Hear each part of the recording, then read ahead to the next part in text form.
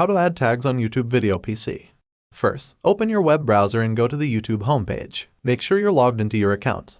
In the upper right corner of the page, you'll see your channel profile picture. Click on it. From the drop-down menu that appears, click on YouTube Studio.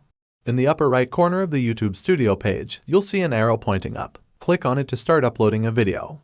A new window will pop up asking you to select the video file you want to upload. Click on Select Files. Browse through your files, select the video you want to upload, and double-click it. As your video is uploading, scroll down on the page until you see the Tags option. Click on the text box under the Tags heading. Type in the tag you want to use and hit Enter on your keyboard. Repeat this for each tag you want to add. You can add multiple tags, but keep in mind that you can only enter up to 500 characters in total. Make sure your tags are relevant to your video. Once you've added all your tags, complete the rest of the video details like title, description, and thumbnail. When you're ready, click on Next and follow the prompts to finish uploading your video. Thanks for watching. If you found this video helpful, please give it a thumbs up and subscribe for more tutorials. See you in the next video.